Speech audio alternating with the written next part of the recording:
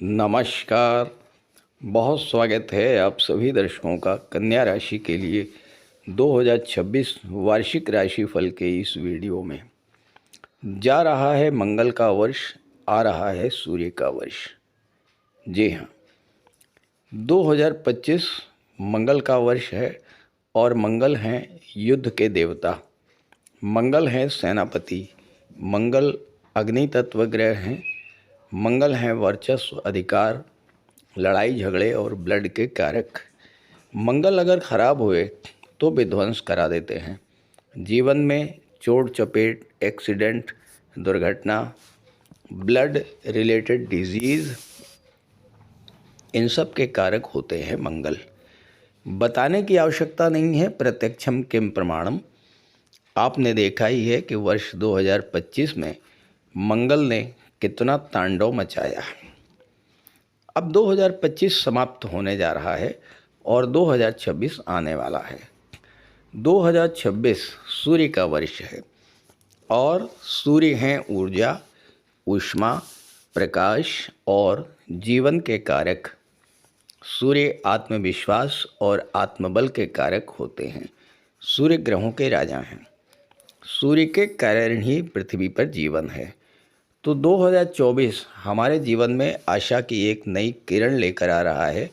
सूर्य का वर्ष 2026 हमारे जीवन में उजाला करने आ रहा है और 2025 में जिन अंधेरे से हम लगातार जूझते रहे हैं उससे मुक्ति दिलाने वाला है। हालांकि सूर्य भी अग्नि तत्व ग्रह हैं, सूर्य भी ईगो अहंकार के कारक हैं। तो इस तरह के प्रभाव 2026 में भी देखने को मिलेंगे। अहम का टकराव, वर्चस्व की लड़ाई, अधिकार जताने की चेष्टा, शासन सत्ता की भूख, ये सब तो 2026 में भी देखने को मिलेंगे। लेकिन जितना विनाश 2025 में हुआ उसकी भरपाई भी 2026 में होगी, इसमें कोई संदेह नहीं है। ये विश्लेषण आपकी चंद्र राशि के आधार पर किया जा रहा है। तो ये है कन्या राशि के जातकों की कुंडली।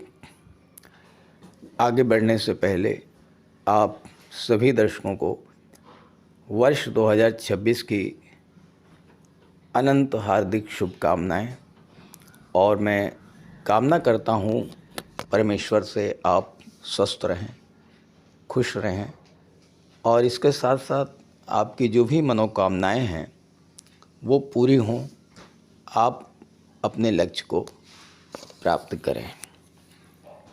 देखिए, वार्षिक राशिफल का विश्लेषण करने के लिए उन ग्रहों के गोचर पर विशेष चर्चा की जाती है जो एक राशि में लंबे समय तक रहते हैं। शनिदेव, राहु, गुरु और केतु। और चूंकि 2026 सूर्य का वर्ष है तो सूर्य गोचर पर भी विशेष चर्चा करेंगे। सूर्य आपके लिए प्रबल योग कारक हैं, आपके राशि के स्वामी बुध के मित्र हैं और इसलिए सूर्य का गोचर आपके लिए 2026 में बेहद महत्वपूर्ण रहेगा और बेहद अनुकूल रहेगा। तो आइए समझते हैं कि 2026 में कन्या राशि के जातकों को किस किस तरह के लाभ मिलने जा रहे हैं। सबसे पहले बात करते हैं सूर्यदेव के गोचर की। सूर्यदेव 14 जनवरी को मकर राशि में आएंगे आपकी कुंडली के पंचम भाव में और यहाँ पर 13 फरवरी तक रहेंगे और 13 फरवरी को छठे भाव में चले जाएंगे और यहाँ 15 मार्च तक रहेंगे। तो ये जो 14 जनवरी से 15 मार्च के बीच का गोचर है सूर्य का पंचम और छठे भाव में, ये छात्रों के लिए बेहद अनुकूल है। सूर्य जब पंचम भाव में रहेंगे तो 11वें भाव पर दृष्टि डालेंगे। 11वां भाव क्या है? 11वां भाव आपके लाभ का होता है।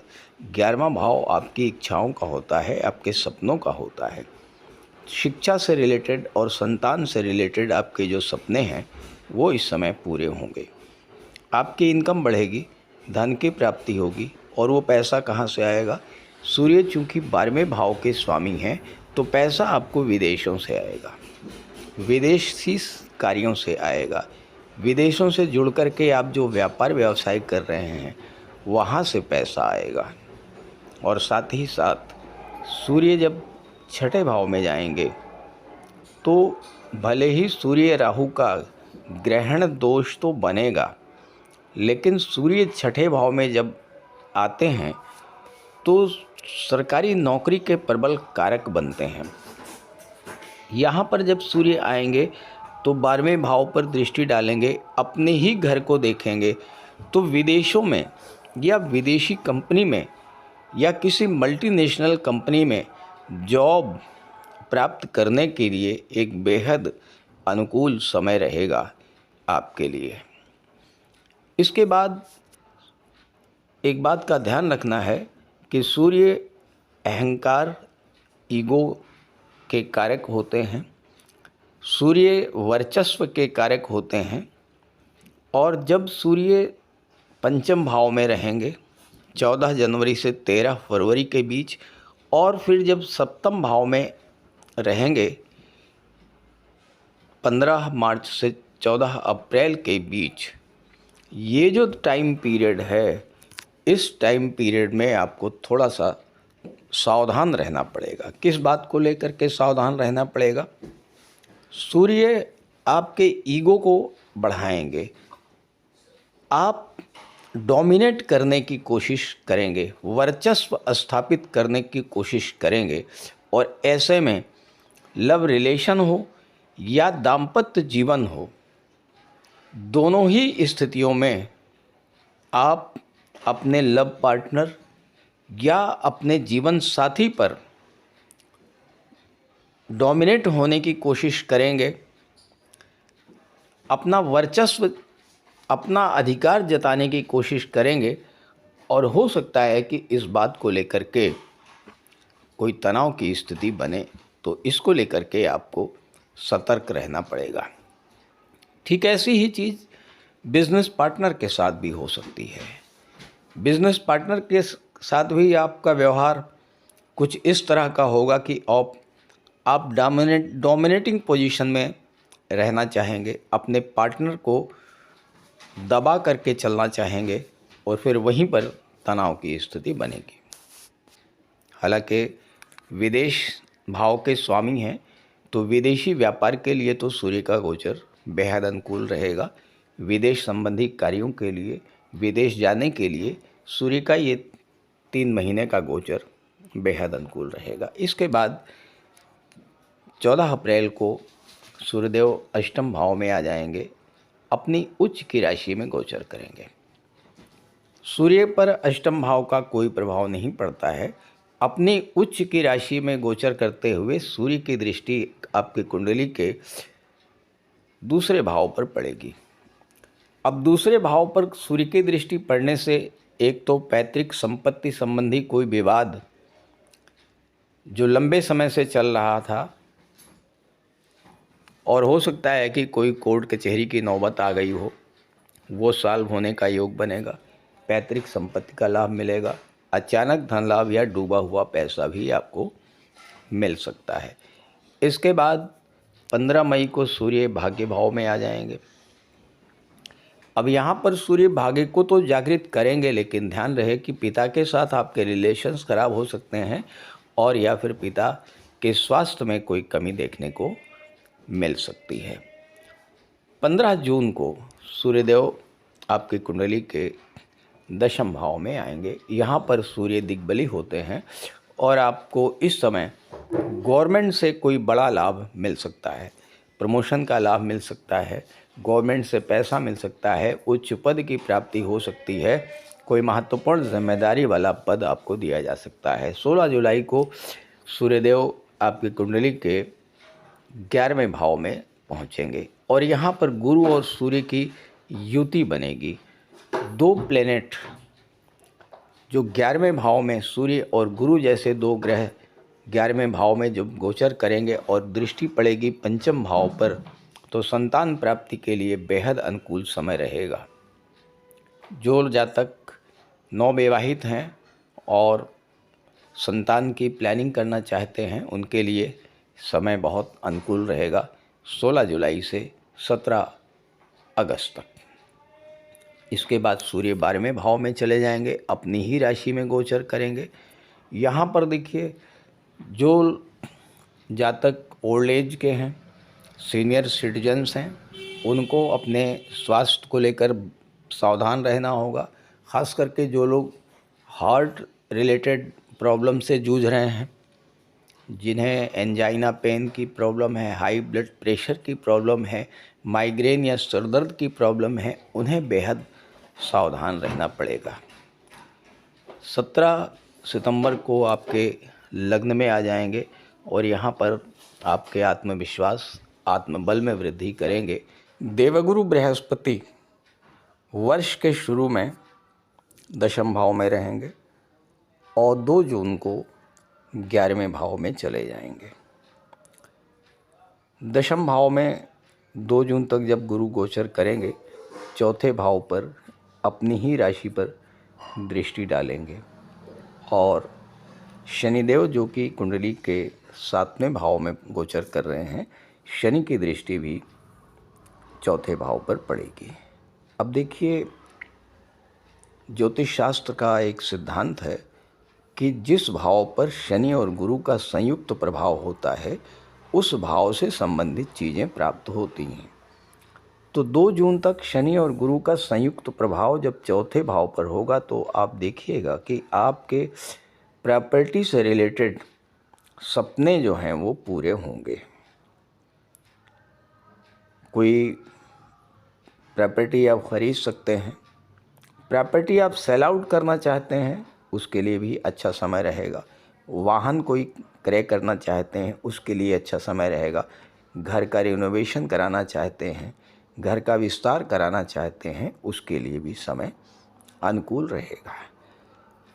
2 जून को जब गुरु 11वें भाव में पहुंचेंगे और गुरु की दृष्टि 5वें भाव पर पड़ेगी। गुरु ज्ञान के कारक हैं, शिक्षा के कारक हैं। आपकी लर्निंग पावर को बढ़ाएंगे, आपकी सीखने की क्षमता, ज्ञान प्राप्त करने की क्षमता बढ़ेगी। और यहाँ पर गुरु क्या करेंगे, यहाँ पर आपके लव रिलेशंस को बहुत बेहतर बना देंगे। अगर कोई परेशानी चल रही है या कोई ऐसी सिचुएशन बनी हुई है जिस पर बातचीत नहीं हो रही है, कम्युनिकेशन गैप बना हुआ है, तो उनके लिए उनकी प्रॉब्लम्स को सॉल्व करेंगे। नए रिलेशंस के लिए भी समय अच्छा रहेगा। कन्या राशि के वो जातक जो मैरिड हैं, फैमिली की प्लानिंग कर रहे हैं, तो संतान का योग भी बनेगा जब देवगुरु 11वें भाव में गोचर करेंगे, क्योंकि गुरु जो हैं संतान के कारक होते हैं और संतान भाव पर गुरु की दृष्टि पड़ रही है। राहु आपके लिए जबरदस्त लाभ देने की स्थिति में बैठे हुए हैं।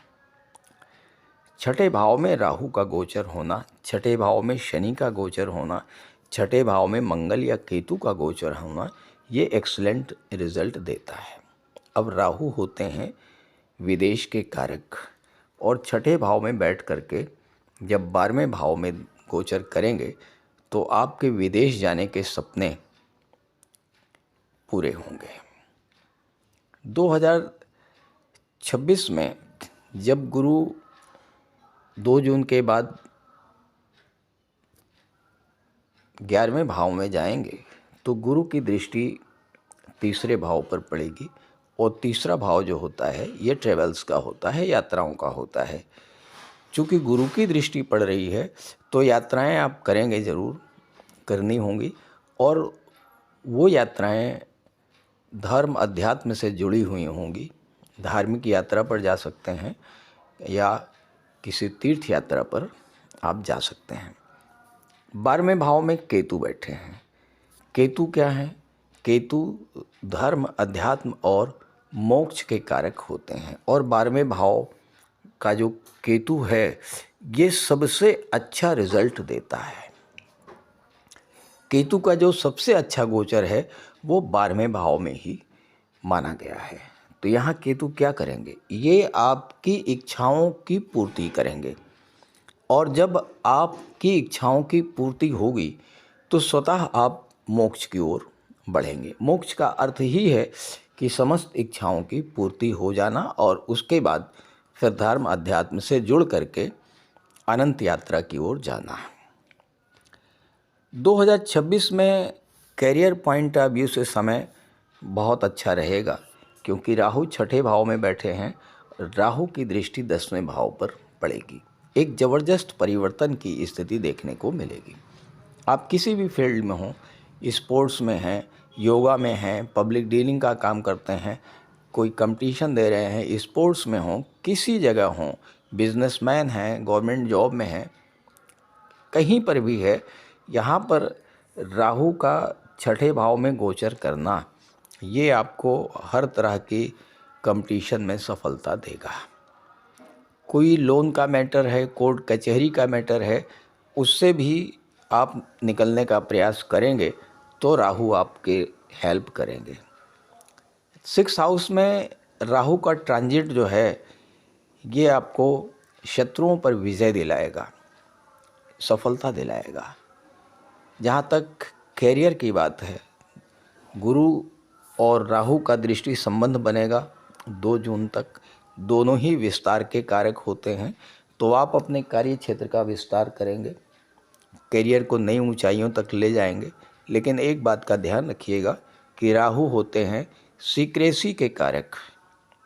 तो आप अपनी प्लानिंग्स आगे बढ़ने के लिए क्या रणनीति आपके मन में चल रही है, भूल करके भी किसी को शेयर मत कीजिएगा। राहु की दृष्टि आपकी कुंडली के धन भाव पर पड़ेगी।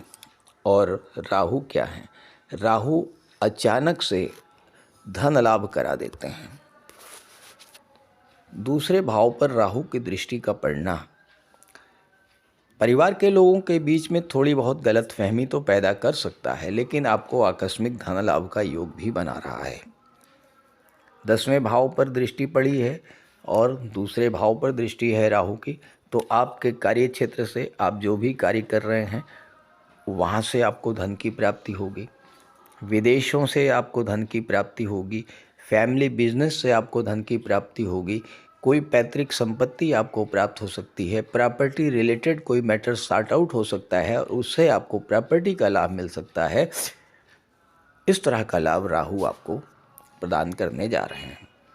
जहाँ तक शनिदेव की बात है, शनिदेव आपके कुंडली के 7म भाव में बैठे हैं। 7म भाव का शनि और चूंकि 5म भाव के स्वामी भी हैं, दोनों पर शनि का नियंत्रण है, तो शनि के कारण विवाह में देरी हो सकती है, लव रिलेशंस में दूरी बन सकती है, जीवन साथी के साथ संबंधों में भी एक दूरी आ सकती है। तो इसका ध्यान रखें और इसके लिए आप अपने राशि के स्वामी बुध का उपाय जरूर करते रहें। गाय की सेवा करना, गणेश जी की आराधना करना, गणेश जी को दूर्वा अर्पित करना।